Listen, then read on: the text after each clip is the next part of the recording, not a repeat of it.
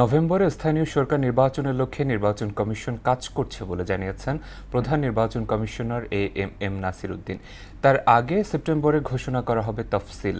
বিকেলে নির্বাচন ভবনের নিজ দফতরে ব্রিফিংয়ে তিনি এসব কথা জানান। আর রাষ্ট্রপতির সঙ্গে সাক্ষাৎ প্রসঙ্গে তিনি জানান, গণতন্ত্রকে প্রাতিষ্ঠানিক রূপ দিতে সব ধরনের সহযোগিতার আশ্বাস দিয়েছেন রাষ্ট্রপতি। এ সময় জাতীয় নির্বাচনের চেয়েও ভালো ভোট উপহার দেওয়ার প্রত্যয় জানান সিইসি। এম.আর. আসাদের রিপোর্ট। বৃহস্পতিবার দুপুরে নবনির্বাচিত রাষ্ট্রপতির সঙ্গে বঙ্গভবনে সাক্ষাৎ করেন সিইসি ও ৩ কমিশনার। পরে বিকেলে এ নিয়ে গণমাধ্যমকে ব্রিফ করেন সিইসি এ.এম.এম নাসির উদ্দিন।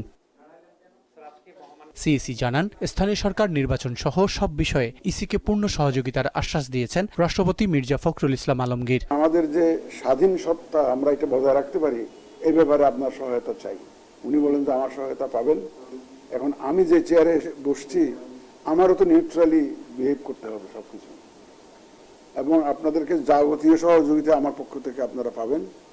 আপনারা যে কোনো বিষয়ে আপনারা যেটা চাচ্ছেন, যে নিরপেক্ষতা আপনাদের কাছে কাম্য, আমিও চাই।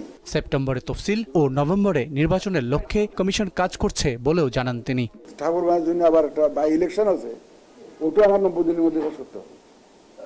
এই 90 দিনের মধ্যে শেষ করতে গেলে তাহলে যাতে ক্ল্যাশ না হয়, কারণ আমার তো ইউনিয়ন পরিষদ তো ঠাকুরগাঁও আছে, যাতে ক্ল্যাশ যাতে না হয় সেটা ইনশিওর করে আগাতে হচ্ছে আমাদেরকে।